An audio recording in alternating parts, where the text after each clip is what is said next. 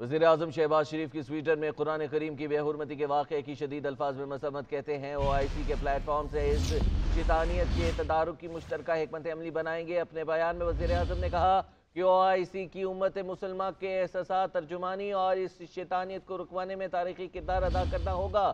واقعات کا تسلسل اور ترتیب ثبوت ہے کہ یہ اظہار کا نہیں بلکہ سیاسی اور شیطانی ایجنڈے کا حصہ ہے۔ یہ رویے قانونی اور اخلاقی دونوں لحاظ سے ہی شدید قابل نفرت اور قابل مذمت ہے۔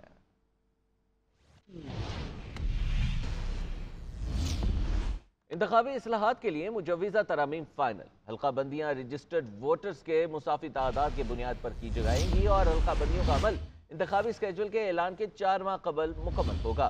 تمام انتخابی حلقوں میں رجسٹرڈ ووٹرز کی تعداد برابر رکھنے کی تجویز۔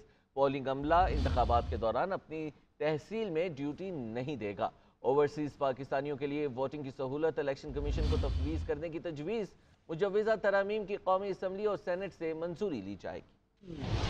انتخابی اصلاحات کمیٹی نے مجوزہ ترامیم کو حتمی شکل دے دی۔ مجوزہ ترامیم کے مطابق حلقہ بندیاں رجسٹرڈ ووٹرز کی مساوی تعداد کی بنیاد پر کی جائیں۔ حلقہ بندیوں کے خلاف شکایات 30 روز میں کی جا سکے گی۔ حلقہ بندیوں کا عمل انتخابی شیڈول کے اعلان کے 4 ماہ قبل مکمل ہوگا۔ الیکشن کمیشن پولنگ عملے کی تفصیلات ویب سائٹ پر جاری کرے گا۔ پولنگ عملہ انتخابات کے دوران اپنی تحصیل میں ڈیوٹی نہیں دے سکے گا۔ پولنگ اسٹیشن پر کیمروں کی تنصیب میں ووٹ کی رازداری یقینی بنائی جائے گی۔ مجوزہ ترامیم کے مطابق کاغذات نامزدگی مسترد یا واپس لینے پر امیدوار کو فیس واپس کی جائے گی۔ امیدوار ٹھوس وجوہات پر پولنگ اسٹیشن کے قیام پر اعتراض کر سکے گا۔ حتمی نتائج کے 3 روز میں سیاسی جماعتیں حتمی ترجیحی فہرست فراہم کریں گی۔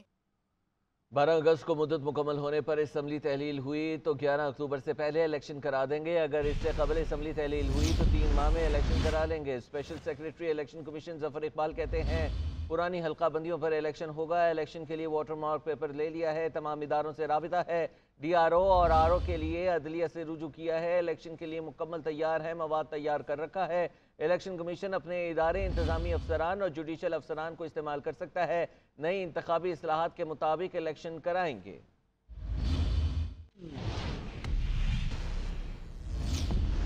اقتصادی رابطہ کمیٹی نے عام انتخابات کے لیے 42 ارب 52 کروڑ روپے سے زائد کی گرانٹ کی منظوری دے دی۔ عام انتخابات کے لیے ابتدائی طور پر 10 ارب روپے جاری کیے جائیں گے۔ اجلاس میں خصوصی سرمایہ کاری کی سہولت کے لیے 20 کروڑ روپے کی تکنیکی ضمنی گرانٹ کی بھی منظوری دی گئی ہے۔ وزیر خزانہ اسحاق ڈار کی زیر صدارت کابینہ کی اقتصادی رابطہ کمیٹی کا اجلاس۔ 11 نکاتی ایجنڈے پر غور کیا گیا۔ اقتصادی رابطہ کمیٹی نے عام انتخابات کے لیے 42 ارب 52 کروڑ روپے سے زائد کی گرانٹ کی منظوری دی۔ عام انتخابات کی تیاری کے لیے ابتدائی طور پر 10 ارب روپے جاری کیے جائیں گے، تاہم حتمی منظوری وفاقی کابینہ سے لی جائے گی۔ ECC کے اجلاس میں خصوصی سرمایہ کاری کی سہولت کے لیے 20 کروڑ روپے کی تکنیکی ضمنی گرانٹ کی بھی منظوری دی گئی۔ اجلاس میں وزارت اطلاعات و نشریات کی سینما گھروں سے بجلی کے نرخ وصول کرنے کی سمری بھی منظور کر لی گئی۔ اقتصادی رابطہ کمیٹی نے برآمدی پروسیسنگ زون سے افغانستان کو زمینی راستوں سے سبزی، گھی اور کوکنگ آئل کی برآمد کے حوالے سے وزارت تجارت کی سمری منظور کر لی۔ اجلاس میں سال 2023-24 کے لیے تمباکو کے نظر ثانی شدہ سیس کی شرح کی منظوری بھی دی گئی۔ سائفر کو سیاسی مقاصد کے لیے استعمال کرنے پر 14 سال تک کی سزا ہو سکتی ہے۔ چیئرمین PTI نے قومی سلامتی کو خطرے میں ڈالا ہے۔ سائفر کو پبلک کیا جا سکتا ہے، نہ ہی کسی کے ساتھ شیئر کیا جا سکتا ہے۔ وزیر قانون اعظم نذیر تارڑ نے کہا سابق وزیر اعظم نے سائفر کو اپنی تحویل میں لیا، جلسے میں لہرایا پھر واپس نہیں کیا۔ سائفر کے معاملے کی تحقیقات میرٹ پر ہوں گی۔ آفیشل سیکریٹ ایکٹ کے تحت کارروائی کے لیے حکومت کی اجازت ضروری ہے۔ ماضی میں بھی فوجی عدالتوں میں کیس چلائے گئے۔ جو وہ ڈاکومنٹ تھا سائفر کا، جو کہ وزیر اعظم اس وقت کے عمران خان نیازی صاحب نے اپنی تحویل میں لیا اور اس کو ایک جلسے میں انفارچونیٹلی استعمال کیا، اور اس کے بعد وہ واپس کبھی بھی جو متعلقہ محکمہ ہے اس کو لوٹایا نہیں گیا۔ جو اس کا طریقہ کار ہے، جو آپ کے کلاسیفائڈ ڈاکومنٹس ہوتے ہیں، پہلی بات تو یہ ہے کہ وہ ڈاکومنٹ جو ہے وہ پبلک نہیں کیا جا سکتا۔ یہ ایک ایسی انفارمیشن ہے جو کہ 2 ممالک ہیں ان کے تعلقات کے بارے میں تھی۔ پرنسپل سیکریٹری ہیں اس وقت کے، جنہوں نے وہ ڈاکومنٹ ان کے حوالے کیا متعلقہ محکمے سے وصول کرنے کے بعد، اور جن کی یہ ذمہ داری تھی کہ وہ ڈاکومنٹ ان سے لے کے واپس وہاں پہ سیف کسٹڈی میں رکھتے، ان کا بیان آیا جس نے تصدیق کر دی 164 کے بیان نے کہ عمران خان صاحب انہوں نے کن مقاصد کے لیے ان سے حاصل کیا، پھر انہوں نے کیا کہا کہ اس پہ کس طرح کا بیانیہ بنانا چاہیے اور اس کو سیاسی مقاصد کے لیے استعمال کریں اور جو ووٹ آف نو کانفیڈنس ہے اس سے بچا جائے۔ تو اس بیان کی روشنی میں اور جو عمران خان صاحب اس میں اپنا جواب داخل کرنا چاہیں گے اس کو سامنے رکھتے ہوئے اب گورنمنٹ کا یہ ریزالو ہے کہ اس کی inquiry investigation strictly in accordance with law merit پہ ہوگی، انکوائری بھی میرٹ پہ ہوگی، تفتیش بھی میرٹ پہ ہوگی۔ This case shall be concluded, proceeded, decided strictly in accordance with the constitution. وزیر دفاع خواجہ آصف کا کہنا ہے کہ سائفر والا معاملہ سیدھا آفیشل سیکرٹ ایکٹ میں آتا ہے۔ سائفر بڑا کلاسیفائڈ ڈاکیومنٹ ہوتا ہے، ان سب معاملات میں قانون کے مطابق کارروائی ہوگی۔ 12-15 دن کی بات رہ گئی ہے، نگران سیٹ اپ کا فیصلہ بھی ہو جائے گا۔ نگران سیٹ اپ کے حوالے سے اپوزیشن سے بھی مشاورت کی جائے گی۔ 15-20 دن کی اب بات رہ گئی، نگران سیٹ اپ بھی جو ہے اس کے متعلق فیصلہ جو ہے جلدی آ جائے گا۔ پہلے تو کمیشن ڈیسائیڈ کرے گی کہ کس بندے کو لانا چاہتے ہیں، پھر اوبیسلی مرضی جو ہے ان میں اپوزیشن کی بھی شامل ہوگی، اپوزیشن کے ساتھ وہ مذاکرات شروع ہوں گے کہ ایک متفقہ جو ہے وہ کینڈیڈیٹ لایا جائے۔ میرا خیال ہے ایک کمیٹی ایک بن گئی ہوئی ہے، وہ جو ہے اس موضوع پہ اگلے 2-3 دن غور و خوض کرے۔ سیدھا آفیشیل سیکرٹ ایکٹ جو ہے اس کے انڈر آتا ہے یہ سارا کچھ جو ہے، خصوصاً جو نیگوشیشنز یا جو بھی بات چیت جو ہے سائفر کے ذریعے ہماری بعض ممالک کے ساتھ ہوتی ہے وہ تو ٹاپ سیکرٹ ہوتی ہے، خصوصاً یونائٹڈ اسٹیٹس۔ ہر چیز کا پروف آ گیا ہے، القادر کا بھی ٹرسٹ کا بھی آ گیا ہے، توفیق خانہ کا بھی پھر آپ حکومت کیا کریں گے؟ آپ سزا پھر دیں گے ان کو؟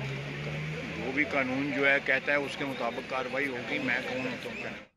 ایف آئی اے نے چیئرمین پی ٹی آئی کو 25 جولائی کو طلب کر لیا۔ سائفر سے متعلق دستاویزات بھی ساتھ لانے کی ہدایات۔ اسد عمر کہتے ہیں اعظم خان کے بیان میں انہیں قانونی لحاظ سے تو کچھ خاص نظر نہیں آیا۔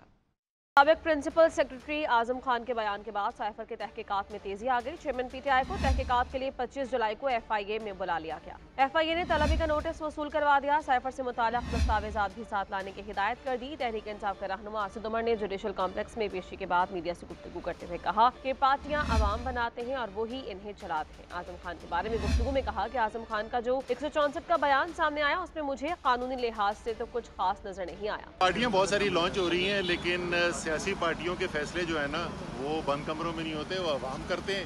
عوام فیصلہ کر لے گی۔ پرویز خٹک نے بھی بڑی سیاست کی ہوئی ہے، کچھ ان کو نظر آ رہا ہوگا جو ہمیں نہیں نظر آ رہا۔ تو اعظم خان صاحب نے بولا ہے، مجھے کوئی بہت بڑی اس کے اندر کوئی قانونی نکات نہیں نظر آ رہا۔ ایف آئی اے کے طلبی نوٹس میں پیش نہ ہونے پر چیئرمین پی ٹی آئی کو قانون کے مطابق کارروائی کی وارننگ بھی دے دی گئی۔ وزیر اعظم شہباز شریف نے انفارمیشن ٹیکنالوجی سے متعلق منصوبوں کا افتتاح کر دیا۔ تقریب سے خطاب کرتے ہوئے کہا کہ پاکستان کی 60% آبادی نوجوانوں پر مشتمل ہے۔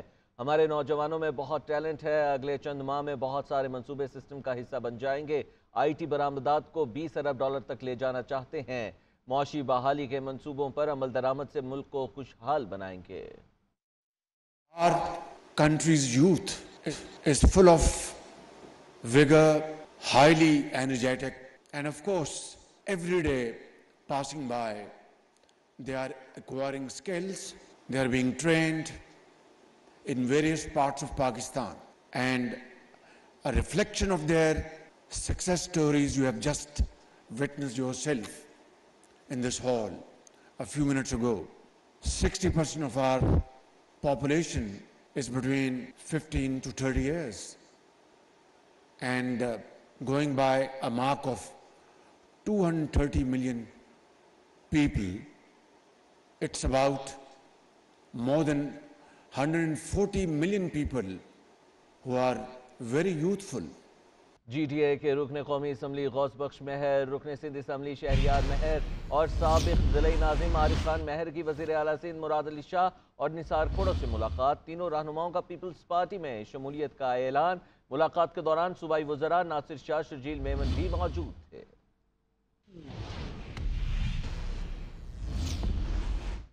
احتساب عدالت نے وزیر اعظم شہباز شریف، ان کی اہلیہ نصرت شہباز، بیٹے حمزہ شہباز اور بیٹی جویریہ علی سمیت دیگر ملزمان کو منی لانڈرنگ ریفرنس سے بری کر دیا۔ अदालत ने इसी रेफरेंस में वज़ीर आज़म की बेटी राबिया इमरान को इश्तिहारी करार देकर उनके दायमी वारंट गिरफ्तारी जारी कर दिए हैं। तफसीलात इबादुल हक की रिपोर्ट में मुलाहिजा कीजिए। एहतसाब अदालत ने मनी लॉन्ड्रिंग रेफरेंस में शहबाज शरीफ, हमजा शहबाज समेत दीगर की बरियत की दरख्वास्तों पर फैसला सुनाया और उन्हें मंजूर कर लिया। अदालत ने रेफरेंस में शरीक मुलजिम मोहम्मद उस्मान, मसरूर अनवर, शुएब कमर, कासिम कयूम, राशिद करामत, अली अहमद और निसार अहमद को भी बरी कर दिया। नैब ने वजीर आजम शहबाज शरीफ और दीगर को क्लीन चिट दी थी और गुज़श्ता समाअत पर शहबाज शरीफ और हमजा शहबाज के वकील अमजद परवेज ने अपने दलाइल में निशानदेही की थी कि ये रेफरेंस सियासी बुनियादों पर कायम किया गया, जिसके कोई शवाहिद नहीं हैं जिनकी बुनियाद पर सजा दी जा सके। दरख्वास्तों में बरी करने की इस्तदा की गई। नैब ने शहबाज शरीफ खानदान के अरकान समेत दीगर 16 अफराद पर 7 अरब 32 करोड़ से जायद की मनी लॉन्ड्रिंग और गैर कानूनी असासे बनाने के इल्जाम में रेफरेंस दायर किया था। एहतसाब अदालत ने नैब में सप्लीमेंट्री तफ्तीशी रिपोर्ट में कहा कि शहबाज शरीफ और दीगर मुलजिमों के खिलाफ करप्शन और मनी लॉन्ड्रिंग के शवाहिद नहीं मिले। उनके खिलाफ बेनामी दायदार और आमदन से जायद असासों के इल्जामात भी साबित नहीं हुए। नैब ने अगस्त 2020 में ये रेफरेंस दायर किया। इस रेफरेंस में शहबाज शरीफ को सितंबर 2020 में गिरफ्तार किया गया। एहतसाब अदालत ने नवंबर 2020 में फर्द जुर्म आयद की थी। अप्रैल 2021 में शहबाज शरीफ और फरवरी 2021 को हमजा शहबाज को जमानत पर रिहाई मिली थी। मनी लॉन्ड्रिंग केस से बरी होने पर वज़ीर आज़म शहबाज शरीफ अल्लाह ताला के शुक्रगुजार। ट्विटर पैगाम में लिखा, सियासी इंतकाम में वही मुकदमा है जिसपे बरतानवी नेशनल क्राइम एजेंसी ने हमें क्लीन चिट दी। एजेंसी ने 3 ममालिक में 40 साल का रिकॉर्ड 2 साल तक खंगाला, फिर कुछ ना मिला। मुझे और शहबाज शरीफ को नाहक कैद में रखा गया। हमजा को मासूम बेटी से ना मिलने दिया गया। व्हाट्सएप एहतसाब, बदतरीन मीडिया ट्रायल और बेगुनाही की कैद का आज कोई अजाला हो सकता है। सियासी इंतकाम की आग में जलने वालों को दुनिया में तो जवाब मिल गया, उन्हें आखिरी और सबसे बड़ी अदालत में भी जुल्म का हिसाब देना पड़ेगा। सुप्रीम कोर्ट ने कोयटा वकील कत्ल केस में चेयरमैन पीटीआई को पीर को तलब कर दिया है। वकील लतीफ़ खोसा ने कार्रवाई रोकने की इस्तदा की तो जस्टिस याहिया अफरीदी ने कहा कि पहले दरखास्त गुजार को अदालत के सामने सरेंडर करना होगा।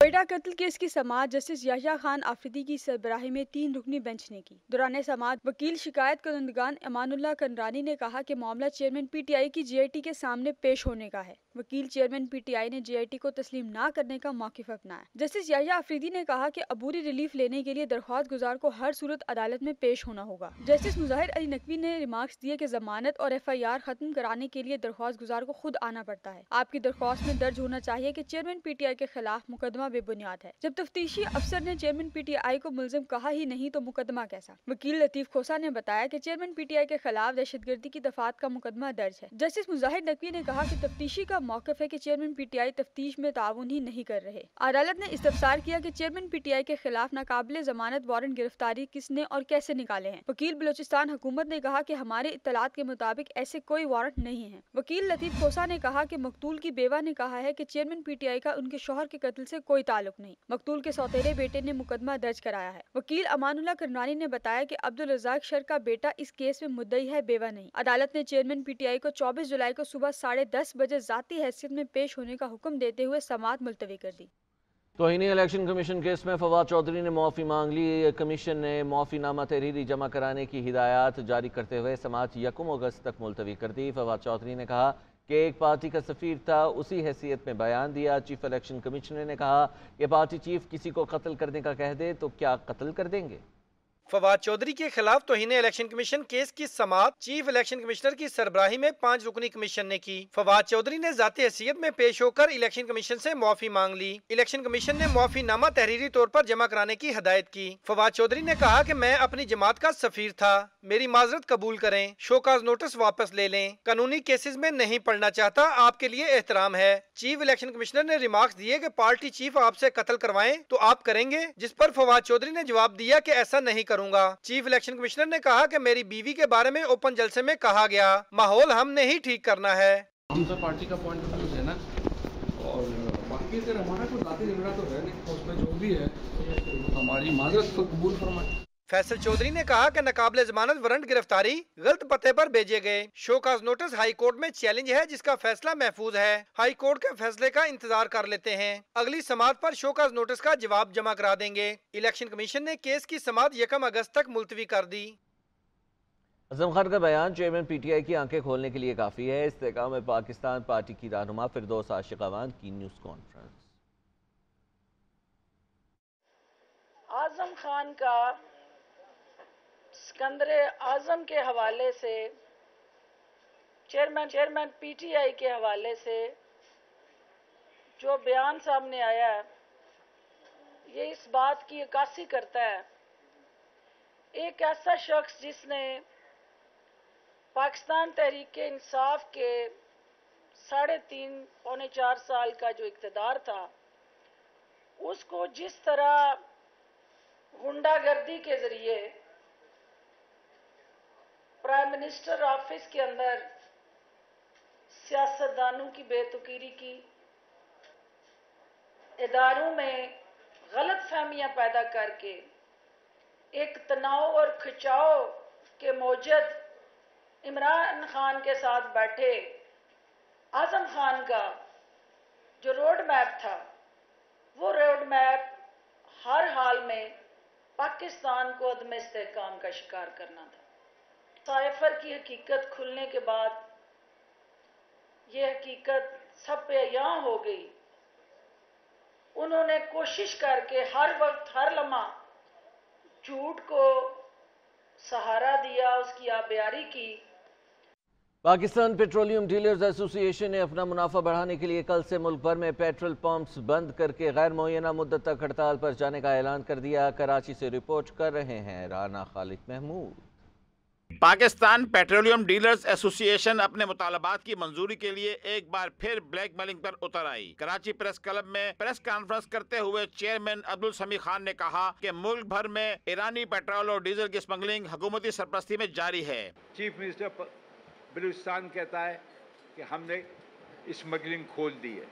ارے تم نے کھول دی ہے، اس کا اثرات کیا ہوتے ہیں؟ گورنمنٹ کو بھی نقصان ہو رہا ہے اور ڈیلوں کی سیل 30% کم ہو گئی۔ 22 جولائی سے ملک بھر کے پیٹرول پمپس بند کرنے کا اعلان کرتے ہوئے عبدالسمیع خان نے کہا کہ حکومت نے جو وعدہ کیا اسے پورا نہیں کیا گیا۔ ہمارا مطالبہ ہے کہ فی لیٹر پیٹرول مارجن 6 روپے سے بڑھا کر 11 روپے کیا جائے۔ 22 تاریخ کو صبح 6 بجے سے پاکستان کے سب پیٹرول پمپ بند ہو جائے۔ چیئرمین پاکستان پیٹرولیم ڈیلرز ایسوسی ایشن نے مزید کہا کہ ایرانی پیٹرولیم مصنوعات کی فروخت سے ہمارے کام میں 30% تک کمی آئی ہے۔ بارہا وزارت پیٹرولیم سے بات کرنے کی کوشش کی لیکن کوئی جواب نہ ملا۔ کیمرہ مین محمد جنید کے ساتھ رانا خالد محمود، GNN کراچی۔ اسلام آباد ہائی کورٹ نے وفاقی حکومت کی طرف سے اربوں روپے کے سپر ٹیکس کے نفاذ اور انکم ٹیکس آرڈیننس کی شق 4C کے غیر آئینی قرار دے دیا ہے۔ سپر ٹیکس کے ڈیمانڈ اور ریکوری کے تمام نوٹسز کالعدم قرار دے دیے گئے ہیں۔ تفصیلات جانتے ہیں ادریس عباسی کی اس رپورٹ میں۔